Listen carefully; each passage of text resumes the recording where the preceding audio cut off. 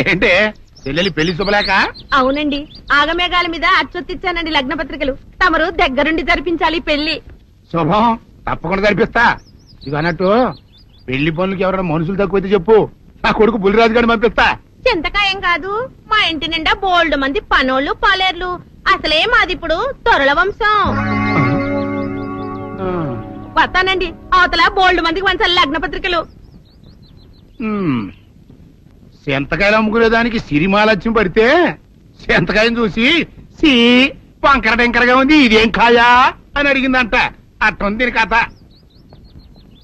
Daddy ఏంట్రా ఇది విషయం, ఇది కిరసనాయలు, ఇది తాడు. అర్జెంట్ గా చచ్చిపోవాలంటే ఈ మూడిట్లో ఏది బెటరో చెప్పు డాడీ.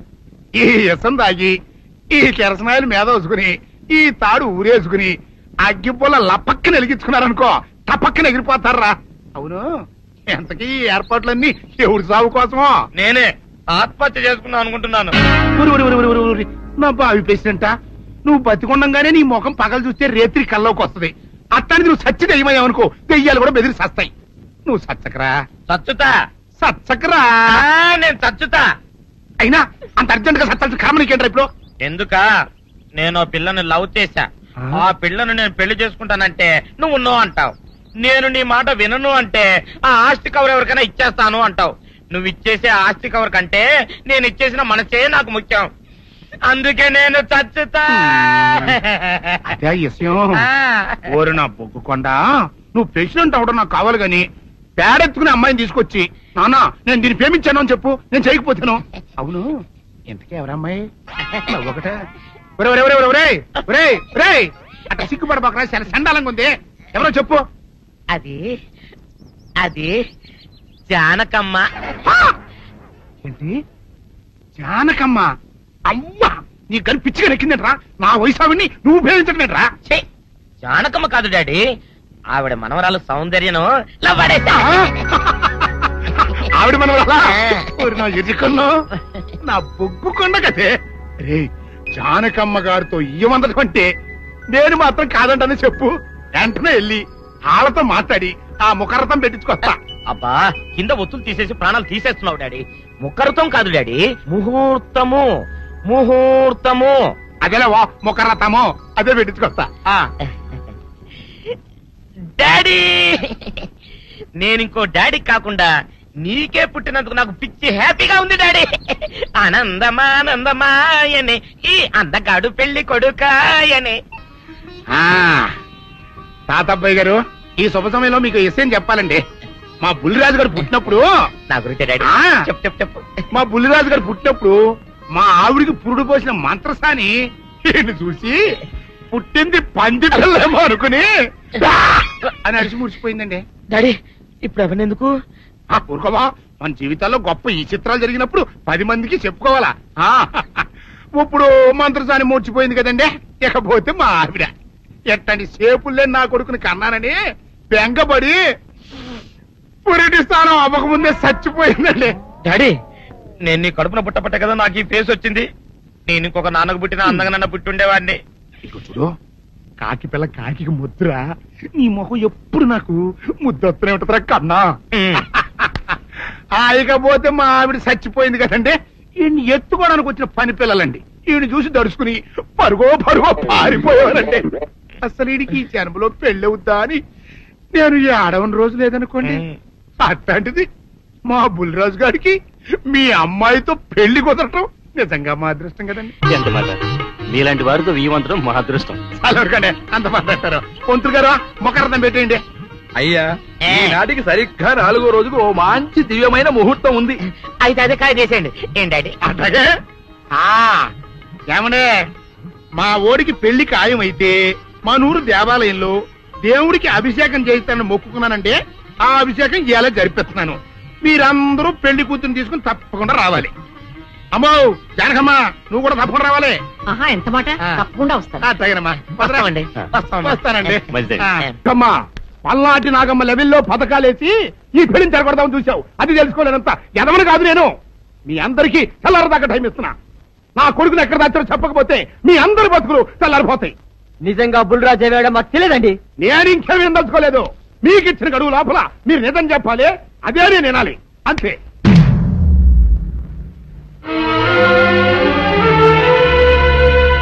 ఏయ్! గడువు దాటిపోయిందిరా, మిమ్మల్ని అందరినీ చంపేస్తా, నిజం చెప్పండి. బాబు గారు బుల్రాజు గారిని ఎవరో చంపేసి చెరువులో పడేసారండి.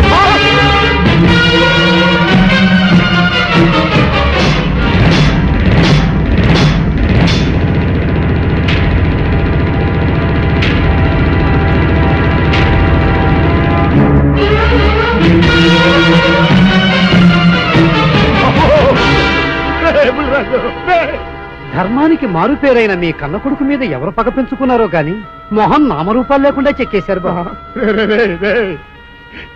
నిన్ను ఈ ఊరి ప్రెసిడెంట్ చేద్దాం కదా అని ఎన్ని కలలు కన్నారా, అప్పుడే నీకు నూరేళ్ళు నిండిపోయినాయిరా. బుల్రాజు వచ్చారండి పెరగారు, రండి చూడండి, ఈ గోడలు చూడండి. పెద్ద మనుషులు అనుకున్న వాళ్ళందరూ కలిసి పన్నాగం పన్ని నా బిడ్డను పొట్టను పెట్టుకున్నారండి. నా బిడ్డ సాగు కారణమైన వాళ్ళు ఎవ్వరూ బతికి బట్ట కట్టడానికి వెళ్ళలేదండి. ముఖ్యంగా ఈరోనండి మీ ఆవేశాన్ని కాస్త తగ్గించుకోండి. అసలు మీ అబ్బాయిని ఇతనే చంపాడడానికి సాక్ష్యం ఏమిటి? ఆశ్చర్యం ఏంటండి, ఈడో పిల్లలు ప్రేమించాడంట, ఆ పిల్లనే మా అబ్బాయి పెళ్లి చేసుకోబోతుంటాను. వీళ్ళందరూ కలిసి ఆ పెళ్లిని ఆపుదాం చూశారండి. అది కుదరపోయేటప్పటికి ఈ ఘోరం తలపెట్టారండి. ఓకే ఓకే, మీరు ఆవేశపడకండి. ఆ విషయాలను చూసుకోవడానికి మేమున్నాం. Mister your under arrest. Constables అది తీసుకురండి. ఆగండి, ఈ హత్య చేసింది సీను కాదు. అతను కాదా? మరెవరు? నేను. జానకి, అవును వీరుడు, బుల్లిరాజుని నేనే చంపాను. నువ్వు చంపావా? నేనమ్మా. అవును, నా మనవరాలికి సీనుకి పెళ్లి చేయాలంటే వీళ్ళెవరూ ఒప్పుకోలేదు. చూస్తూ చూస్తూ వాళ్ళ ప్రేమని బలి చేయలేకపోయాను. బుల్లిరాజు దగ్గరికి వచ్చి వాళ్ళ పెళ్లికి సహకరించమని ఎంతో ప్రాధేయపడ్డాను. అతనందుకు ఒప్పుకోలేదు సరికదా. చాలా అసభ్యంగా ఒక్క రాత్రి సౌందర్య తనతో గడిపిన తర్వాత సీనుకిచ్చి పెళ్లి చేసుకోమన్నాడు. నాలో ఆవేశం పొంగింది. ఏం చేస్తున్నానో నాకే తెలియలేదు. అక్కడ ఉన్న ఇనుపు లైట్ స్టాండ్ తో బలంగా బుల్లిరాజు నెత్తి మీద కొట్టాను. ఆ తర్వాత గాని నేను చేసింది ఏమిటో నాకు తెలియలేదు. కానీ అప్పటికే అతని ప్రాణాలు పోయాయి. వెంటనే శవాన్ని అక్కడి నుంచి తరలించి చెరువులో తోయించాను. ఇన్స్పెక్టర్ గారు, జరిగింది చెప్పాను. ఇందులో ఎవరి ప్రమేయం లేదు. ఈ హత్య చేసింది నేను. నన్ను అరెస్ట్ చేయండి. I see. అలాగా. కానిస్టేబుల్స్ ఆవిడ అరెస్ట్ చేసి తీసుకురండి. ఈ బాడీని పోస్ట్ మార్టం పంపించండి. వాళ్ళందరూ వదిలేయండి. పెద్దరాజు గారు, మీరు ఒకసారి స్టేషన్కి వచ్చి స్టేట్మెంట్ ఇవ్వండి.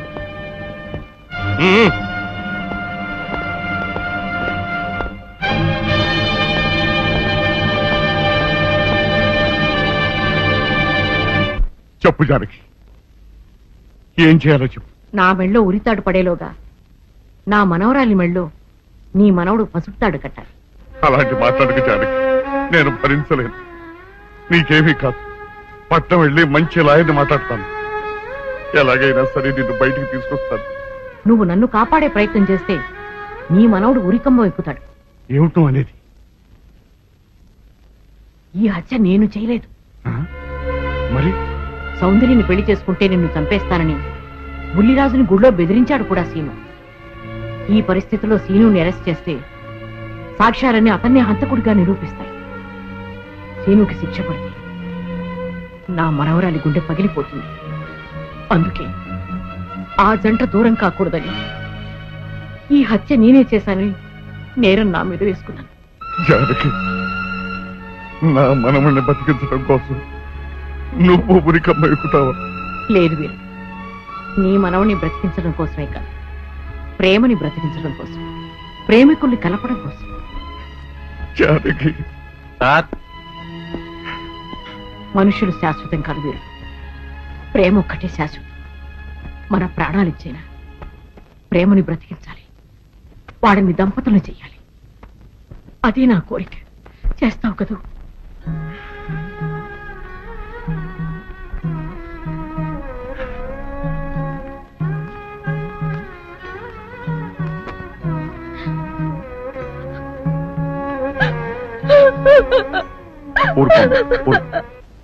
చెయ్యని నేరానికి జానకి శిక్షను పెంచడం నేను భరించలేదు.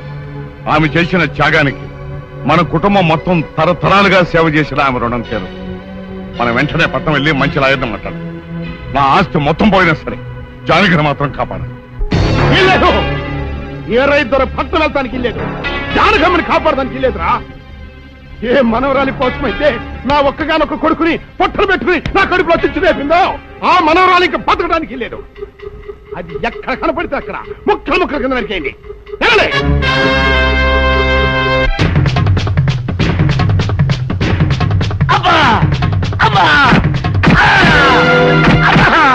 అభం శుభం తెలియ నా చెల్లిని పెళ్లి చేసుకుంటాను నమ్మించి మోసం చేస్తావా? నువ్వు వేరే పెళ్లి చేసుకుంటావు తెలిసి కూడా నీకు ఏ అపకారం తలపెట్టకుండా తన ఆత్మహత్య చేసుకోబోయిందిరా నా చెల్లెలు. అలాంటి మంచి పిల్లకి ద్రోహం చేయడాన్ని మనసులో వచ్చిందిరా.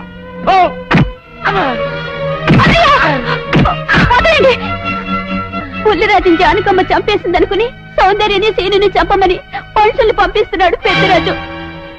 ఇప్పుడు ఈయన బ్రతుకున్న విషయం తెలియకపోతే సౌందర్యని సీనుని వాళ్ళు ఖచ్చితంగా చంపేస్తారు.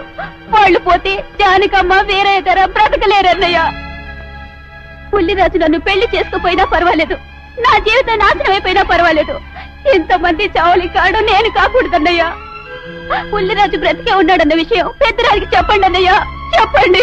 వినరా విను, ఇంత జరిగినా అది ఇంకా నీ మంచిగా కోరుకుంటోంది. ఇప్పటికైనా కళ్ళు తెరవు.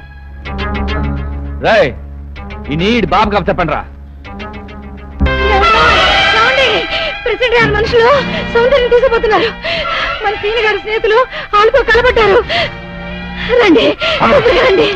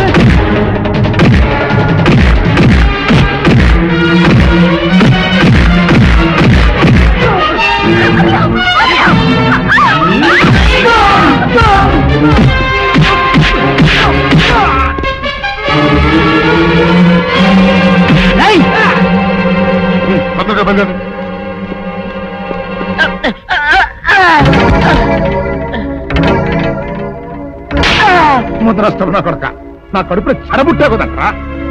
ఇంతకన్నా నువ్వు చచ్చినా బాగుండేది. నువ్వు నిజంగా చచ్చావనుకుని ఆ పిల్లలు కూడా చంపేమని మనుషులు పంపించారు కదంటరా. అమ్మా గౌరీ, మా ఊరు చేసిన ఏదో పనికి నేను క్షమాపణ కోరుకుంటానమ్మా. పెద్దవారు అంత మాట అనకండి. ఏంట్రా సిగ్గు లేకుండా ఇంకా నిలబడదొస్తావు? లగెత్తులు పోలీస్ స్టేషన్కి వెళ్ళి నేను ఇంకా బతికుండే తెచ్చాను అని చెప్పి జానకమ్మని నిడిపించుకురా. ఆ పిల్లకేం కాకుండా నేను చూసుకుంటా. అట్లా నిలబడతావురా పో.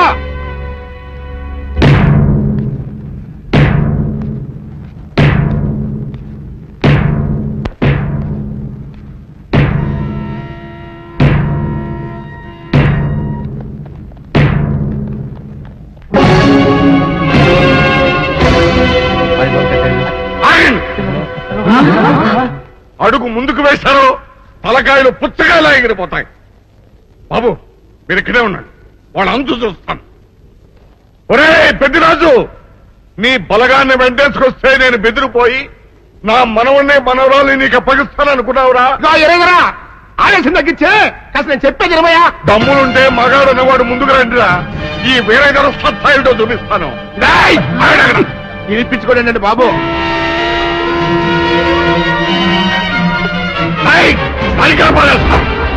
తలకాయలు ఎగిరిపోతాయి.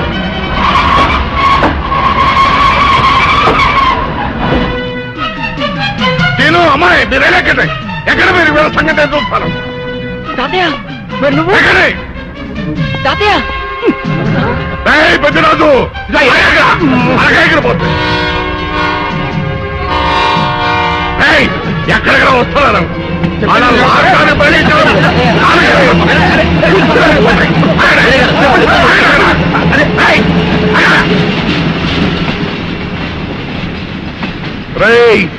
నా మనవడు మనవరాలు ప్రేమ పౌరాల్లా ఎగిరిపోయారా.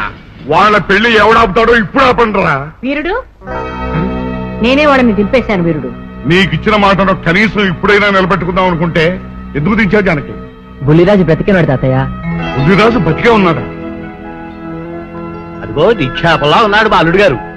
బుద్ధిరాజు నీ అల్లుడా? అవును వీరయ్యా, మా ఊరు పెళ్లి చేసుకోవాల్సింది జానకమ్మ గారి మనవరాలి కాదు, ఈ పంతులు గారి కూతుర్ని. ఇది చెప్దామని వచ్చానేమో నువ్వేమో ఖర్చు మొదలు ఎవరేం మాట్లాడుతారో నాకు అర్థం చేస్తాగా. అయితే తొందరగా వెళ్దానండి, అందరం కలిసి పెళ్లి ఏర్పాట్లు అక్కడే చేద్దాం. ఈ కథ ఒక భరిస్తాంలే.